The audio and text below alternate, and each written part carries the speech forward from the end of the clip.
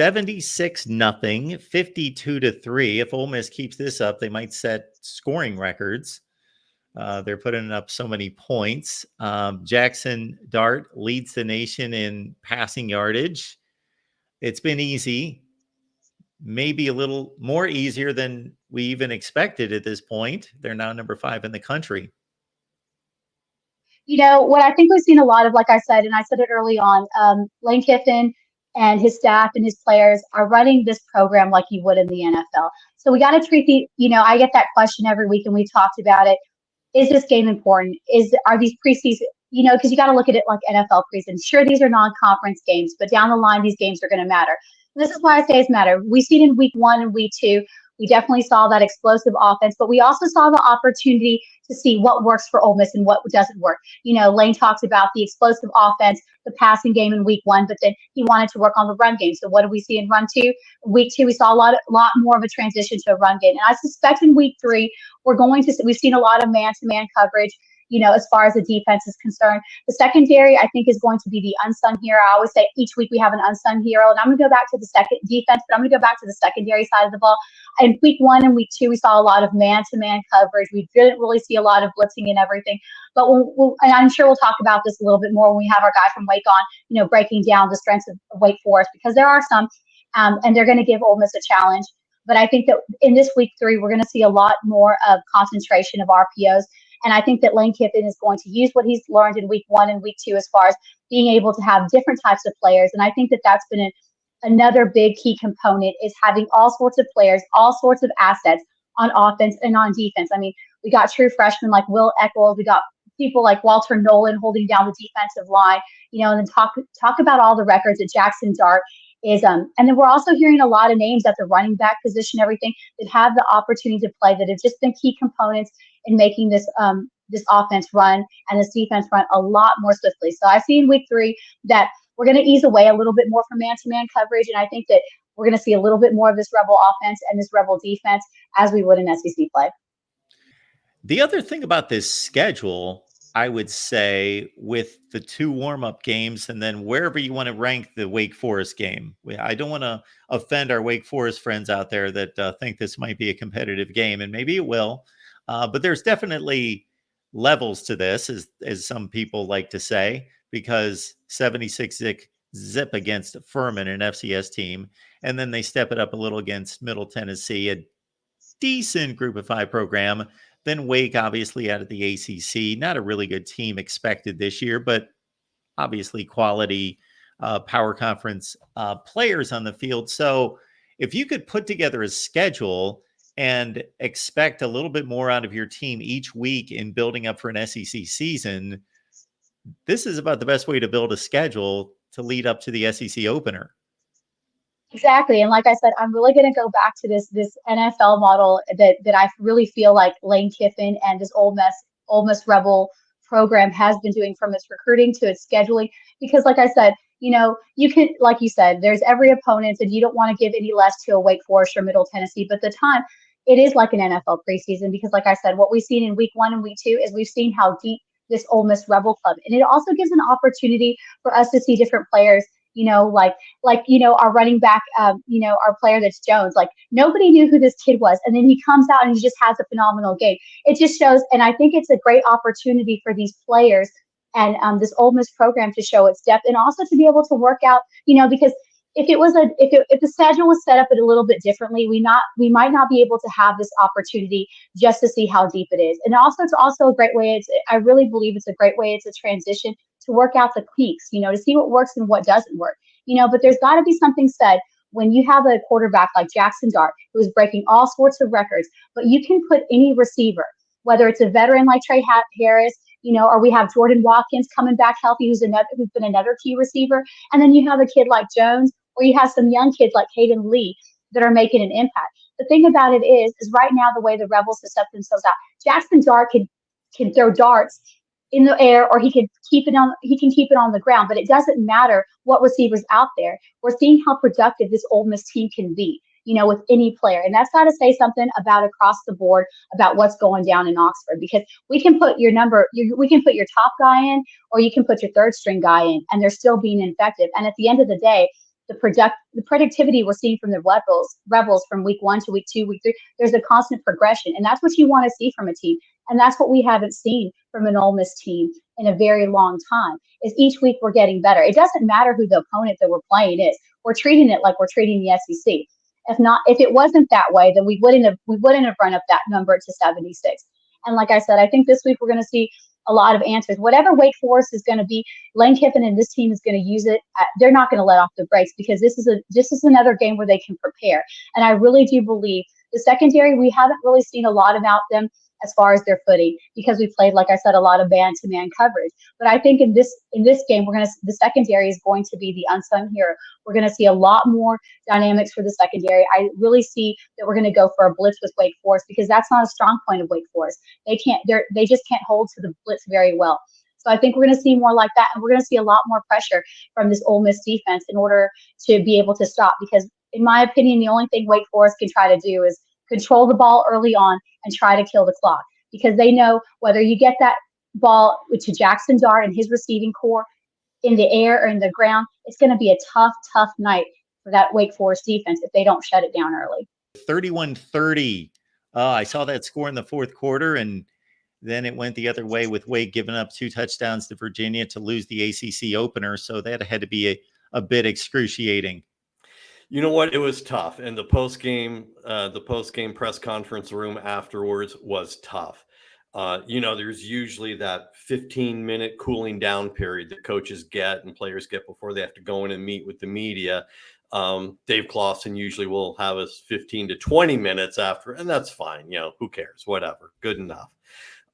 He was in there a good 10 minutes afterwards before even all the media had gotten in there, because he was ready to go in and get it over with. The emotions from this were tough. Hank Bachmeier went in and, look, I don't know what happened in the locker room, but if you read his face, it looked like he'd been in tears after this.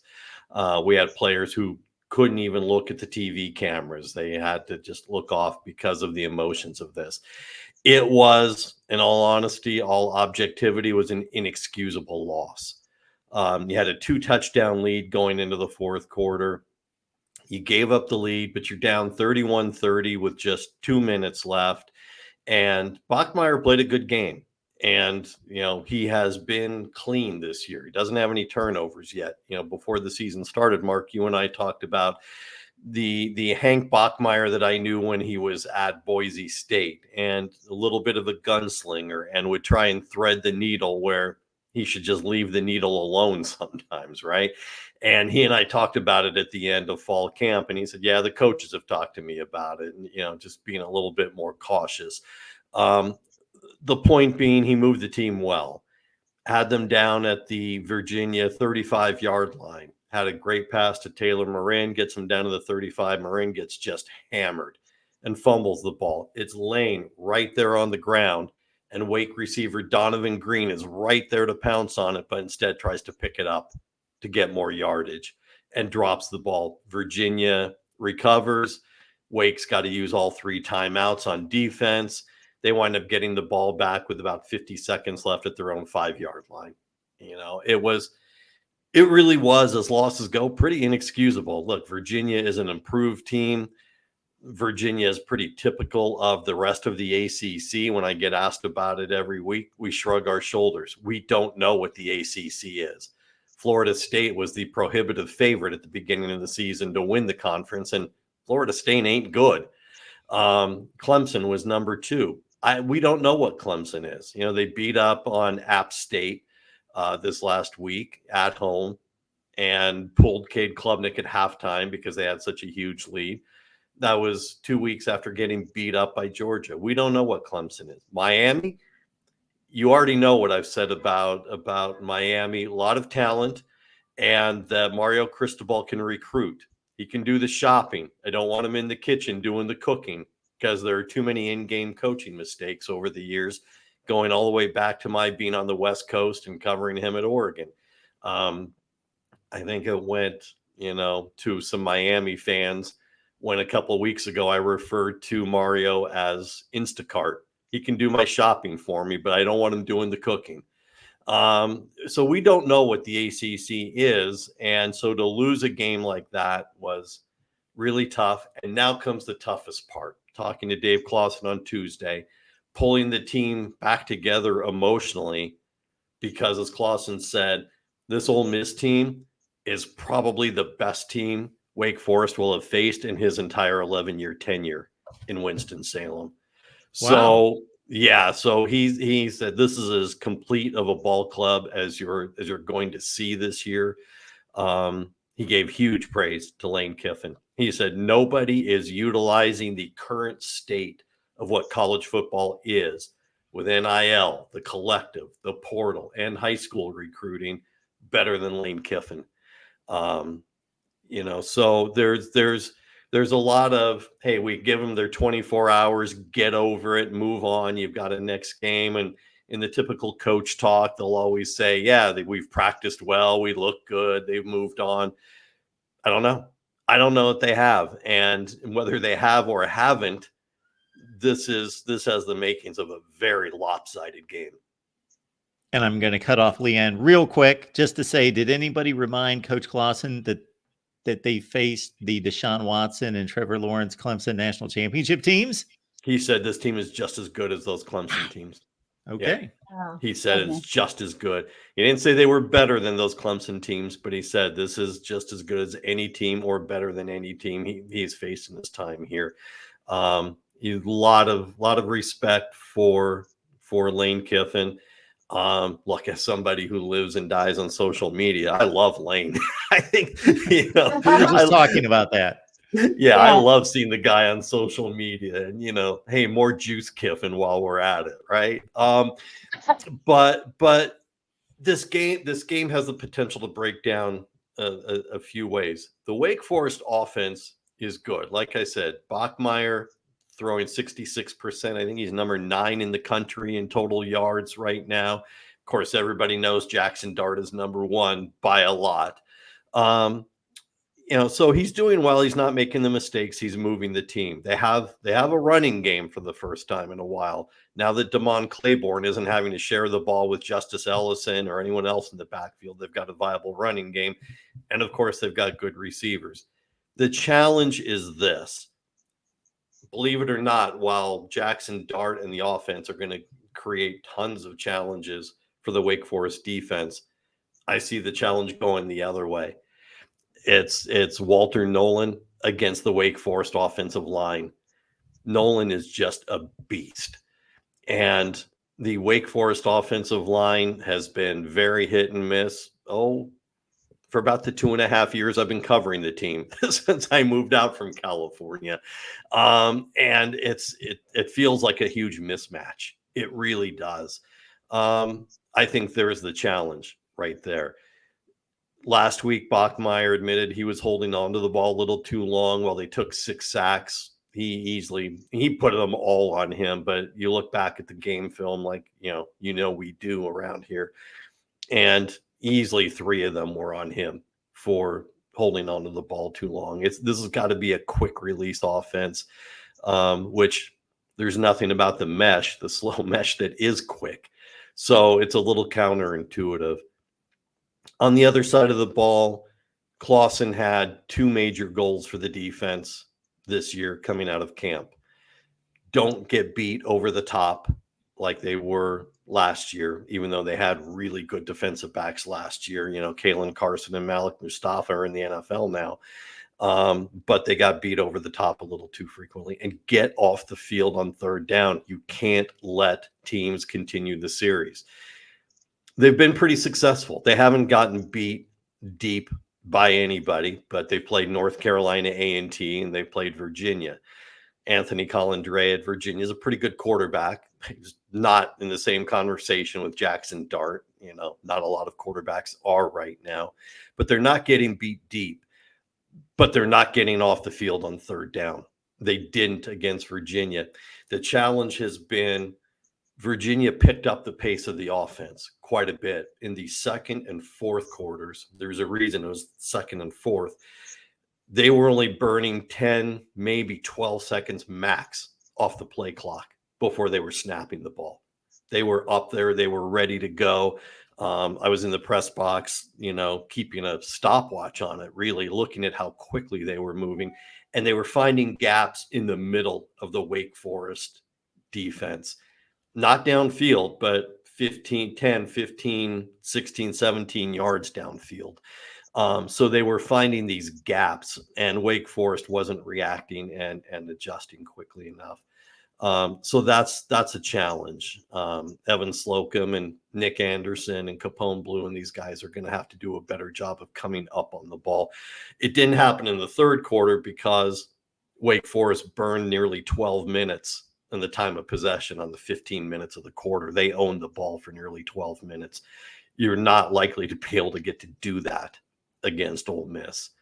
I think when last I saw the spread, it was about 23 and a half. 23 and a half. Yep. Yeah, I would be hard pressed to take Wake and the points. This is, I think Wake can keep it close early on. Wake is going to be missing its best defensive lineman, Jasheen Davis. Well, maybe. He didn't play last week. As of Tuesday, he was unlikely. As of last night, he's maybe. So we'll see. He is the best defensive end pass rusher and probably one of the best in the ACC.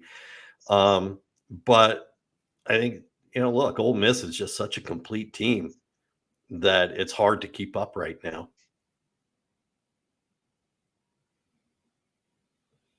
Leanne, anything for Tony? I think you hit the nail on the head, talking about, Wake Forest and all. And I'm glad that you mentioned about the emotions because, you can, when you watch a team, especially like us, we have access to the team after loss, you see coaches on the emotions because, you can have great football players, but when you lose a game that you're supposed to win or vice versa, all the emotions come into play. And that's all those factors that we talk about. So you talk about, it's going to be, I'm glad you brought that up as well as the time of possession. They were able to, that was a key component in them still being able to hang for a while was keeping possession of that ball. And that's going to be a lot more difficult. You mentioned Walter Nolan and this Ole Miss defense. So where do you go from here? Like what, you talk about the challenge, but you're sitting in Wake Forest, you're in the head coach, position. What can we do with what we have? What do you think would be the key focus as far as trying to stop and slow down and get some points on the board? Because, the defense obviously for Wake is going to have its work cut out for us, but on the opposite end, at the end of the day, how do you get points on the board? And what do you think Wake is going to do as far as trying to get points on the board as best as they can with the tools they have going into such a heavy play game against Ole Miss? Yeah, I think if you're Wake, you've got a couple of challenges on offense, as you ask about. Look, you're not going to be able to stop Walter Nolan all the time. Your offense is going to have to be quicker reacting, quick release. If you double team Nolan, then you're leaving some gaps on the other parts of the line. So that doesn't really work. You've got to worry about the blitzes from Ole Miss. So again, you've got to be quicker. If you're Bachmeier, you can't hold on to the ball so long. Everything's got to be quick release. It fits into Bachmeier's style of play because Hank doesn't have a downfield arm. He really doesn't. For all of his passing proficiency, he's got a cannon in the intermediate passing game, and hits those guys. So it's got to be a quick release. You've got to be able to run some offensive stunts with the running game. Damon Claiborne is explosive in the open field. You get him between the tackles, and he's very good. And again, he's been much better now that it's not so much of a rotation at running back. Tate Carney gets his carries, but it really is Damon Claiborne's running back room. So the challenge is going to be using the slot receivers a lot more. Taylor Marin, Deuce Alexander, very capable guys. You're going to have to use them in the short passing routes and move the ball in small chunks. Don't look for the downfield plays. They're not likely to be there. In terms of the emotions, look, I asked Hank in the post-game press conference, I said, you've been playing football a long time. This is his 6th year. Clearly, you've had games like this before that you thought you had won. What do you do? What do you do to pull yourself together? And in what role can you be in the locker room telling these guys to pull themselves together? And he talked about, this is the game. And this is what you signed up for. And, we didn't close the deal like we should have. and you go in and you learn the next day. Clausen talks about they got 24 hours to get over it. Not really, because Sunday mornings is their game film time, so they're Exactly. all up Sunday morning looking at, what Clausen has put together. Look, I asked Clausen about the emotions, and I said, this may sound like a silly question. And, in typical Dave Clausen fashion, he laughed at me and he said, there are no silly questions, just silly people who ask the questions. And he said, look, the losing is supposed to hurt more than winning is enjoyable. That's just the way this works. And he said, I've got a pit in my stomach from losing to Towson in 2007 when I was the head coach at Richmond. I still have a pit in my stomach over losing that one. He said, I didn't sleep all Saturday night or Sunday morning. How could I? There's too much work to do and get these guys together. He said, one of the things he's trying to emphasize this week is don't get caught up in the scoreboard. Don't get caught up in, who's got what yardage or how many yards we've given up. You got to have the blinders on and just play one play at a time. And he said, this is how a Northern, Illinois beats Notre Dame, right? You don't look at anything beyond the play in front of you. And you string a few plays together, and the next thing you know, you're moving the ball and you're being competitive. He said that's really all we can ask of them. He said, I like the way we're playing. I like the way that we're obviously better than they were last year when they finished 4-8. And so we're going to win a lot of games, but you've got to learn how to win. And we didn't do that Saturday, and so now we've got an even bigger challenge on this coming Saturday. Seems like a narrow path. Very. Yeah, very. Look, So, there's no question about that. Yeah, they've got to do a better job in the red zone. I mean, they had, 4 field goals, 3 of them were inside the red zone. They got to finish better inside the red zone. You can't be settling for threes against an Ole Miss team that's going to put up a boatload of points. So you've got to take advantage of every opportunity. You've got to be clean, not turn the ball over. And they haven't been turning the ball over, but then he took a moment to point out Ole Miss, which really doesn't turn the ball over. I think they had 7 fumbles all of last season. I mean, they take care of the ball. They do it well. They're a very disciplined program. What's a lot less on defense, especially on those offensive fronts. And you brought it up too, and some of the games that I've watched outside of Ole Miss, you talked about the third downs and the conversions and all that, and putting points. You got to leave with more than 3 points, especially when you're playing a team like Ole Miss, where you got to put points on the board. But a lot of people don't talk about those third down opportunities. For the conversions, for turnovers, for all those things, and those can be a key in game. I mean, we saw it against Houston, Oklahoma last week. That third down became a critical thing. So I feel like that's another thing you're going to have to watch if you're a Wake Forest team. You want to try to make stuff happen on third down, same with Ole Miss, because you want to put points on the board. So that's a great point that you brought up about, how important third downs are, any of those opportunities. Every opportunity in college football, especially, down the road is when you're on the field, because it's going to put points on the board or have an opportunity to give your team a chance to keep it close. Yeah. And the strange thing I got to bring up about this weekend is, look, I don't know whose decision this was. I'm not, I didn't want to ask, the administrators of Wake Forest, because I don't want to call anybody out, but they have a week off after this game. And then they play, ironically enough, Hank Bachmeier's old team, Louisiana Tech, at home. My question was, who at Wake Forest decided it was a good idea to make this weekend homecoming? Are you kidding? Yes. You're supposed to play someone you have a viable chance of beating at home. So you could keep in close to. Yeah, no, wow. I didn't even realize it was homecoming in Wake. Yeah, we play Kentucky a couple weeks for homecoming. That's a little bit different. But yeah, no, I understand that. That's crazy. I didn't even know it was a good idea. Oh goodness. Oh goodness. Yeah, I was like, that doesn't work real well.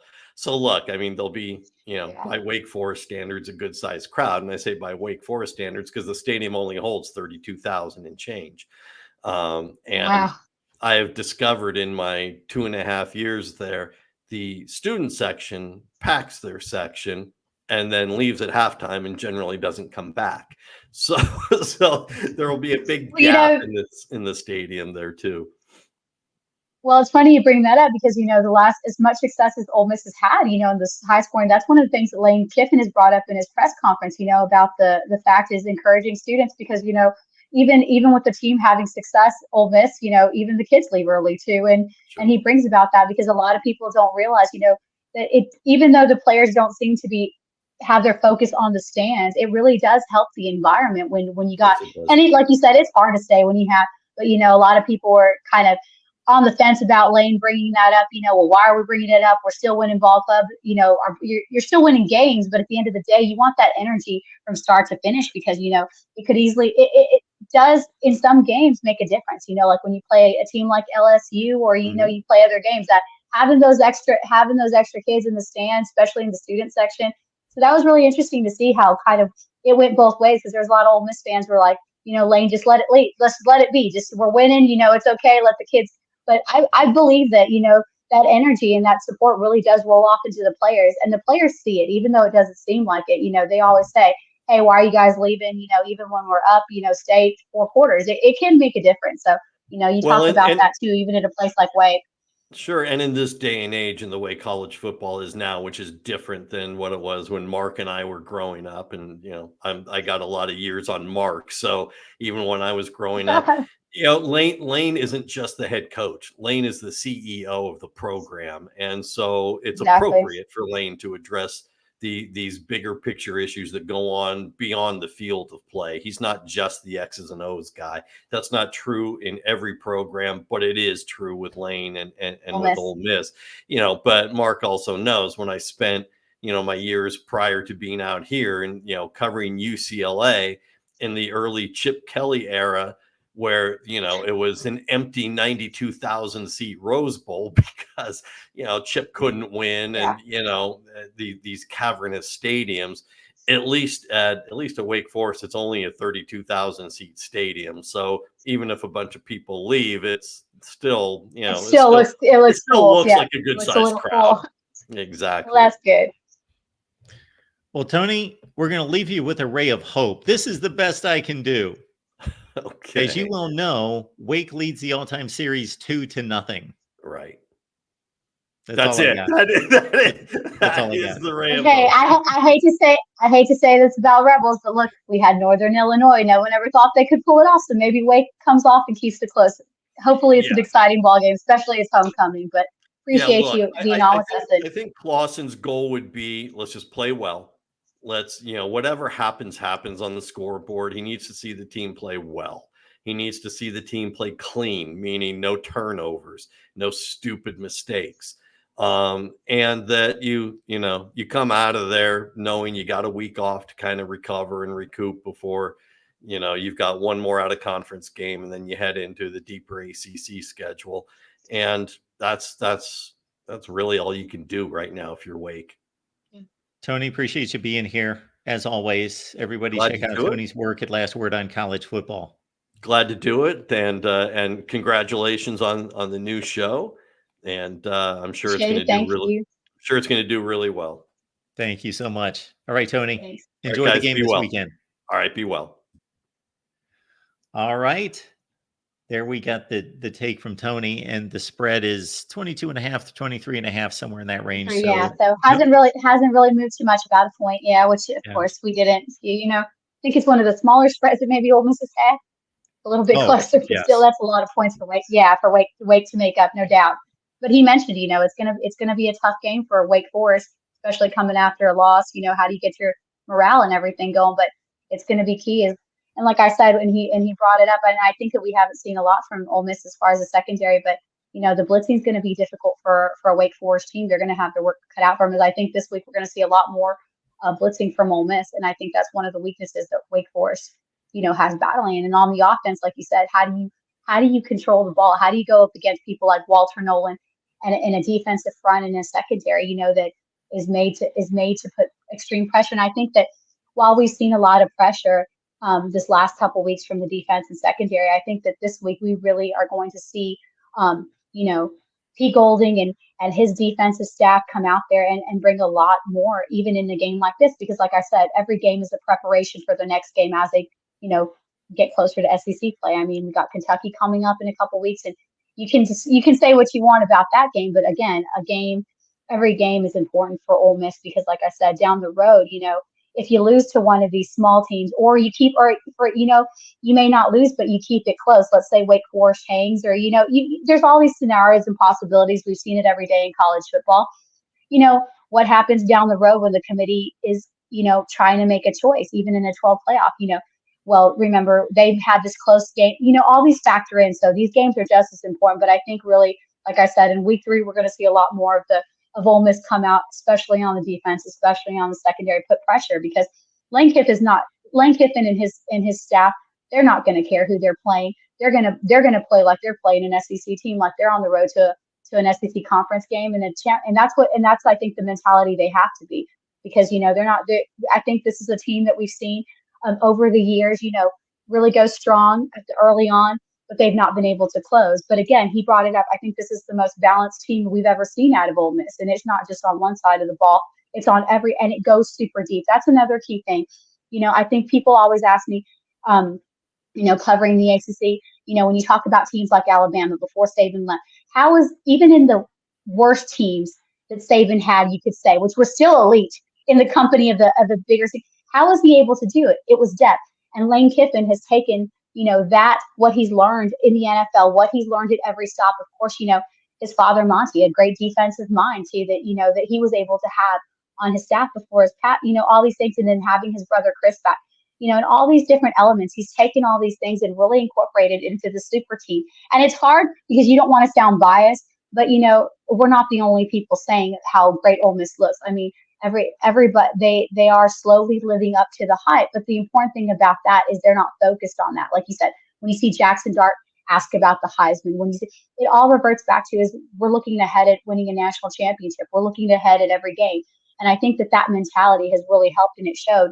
And again, about the culture that is going on, because I think that we see in the locker room that we haven't had necessarily in a long time, is that Lane Kiffin has a hold of his ball club, of his coaching staff, and everybody is playing with a purpose. Everybody is playing with this mentality of let's get to work, let's get it done. But every game is a chance to be 1-0.